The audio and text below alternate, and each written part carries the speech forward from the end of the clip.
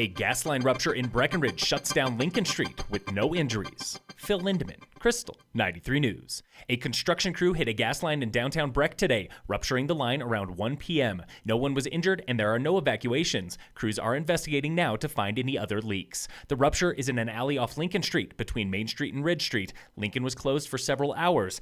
XL crews are repairing the line now.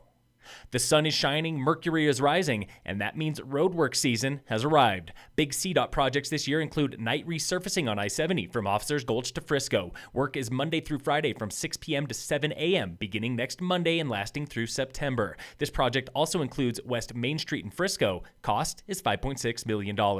The other big local project is resurfacing on U.S. Highway 6 from Keystone to the summit of Loveland Pass. Starting next Monday, crews will resurface both lanes, working during the day, 7 a.m. to 7 p.m. That project also replaces 4,000 feet of guardrail. Expect alternating one-lane traffic through late summer. If you're on a bike, you must take an uphill shuttle around the construction zone at Loveland Pass. Downhill cyclists can ride with traffic.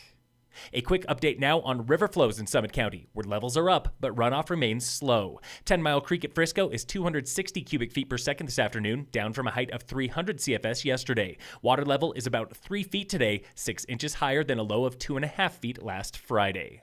Blue River at Farmers Corner is flowing at 290 CFS today, below average by 20 points. Flows into Goose Pasture Tarn are 78 CFS, the highest of the season, but also below average by about 20 points. Breckenridge is monitoring those flows for runoff. If it reaches 500 CFS, the weakened dam there could fail, leading to evacuations. Last week, we reported on a 25% drop in call load for Summit County Sheriff's Office this April and how those numbers even out during high season. At Summit County Detention Facility, slow season is rarely slow, with a new focus on mental health for all inmates. Sheriff Jamie Fitzsimons. We're constantly trying to work with the courts and the DA's office of moving people through the jail that maybe don't necessarily belong there. The jail has 70 beds with an average population of 50 inmates, and new rules mean no one with mental health issues is held without criminal charges. This April, deputies made 329 suicide checks on 5 inmates with such issues, a rate of 1 every 15 minutes. There's people awaiting trial there, and then there's people that are sentenced there.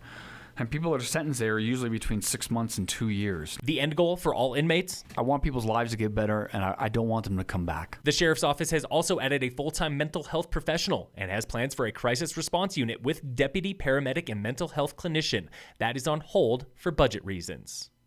Today is grand opening at a new 28,000 square foot skate park in Frisco, and it's unlike anything in the high country. Vanessa Agee with the town. I would say the skate park is just phenomenally interesting. It looks like a dunescape out there. It's flowy, it's very fun. We've gotten great reviews. The $600,000 skate park is 3 times larger than the old wooden park and made entirely of concrete. Today's opening begins at 4:30 p.m. with a ribbon cutting and music. Stick around until 7:30 for autographs with pro skater David Gravett and food truck barbecue.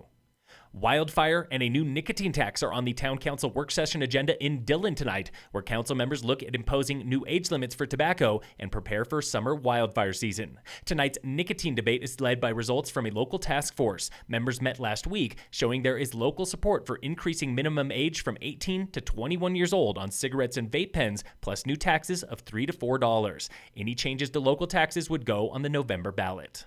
The wildfire discussion brings cooperation to fire season so that all local towns and the county enact similar bans at similar times. Forecasts call for below average fire danger through July, returning to normal in August. Tonight's work session opens 6 p.m. at Dillon Town Hall. The regular meeting is at 7. In sports, the Rockies open a series with the Cubs in Chicago tonight. First pitch is 6:05. And in local sports, brought to you by Wilderness Sports in Dillon, final races of the Vail Whitewater Series are today on the Gore Creek in Vail Village. Registration is open now, with racing for raft, kayak, and sup at 5:30. Phil Lindeman, Krystal, 93 News.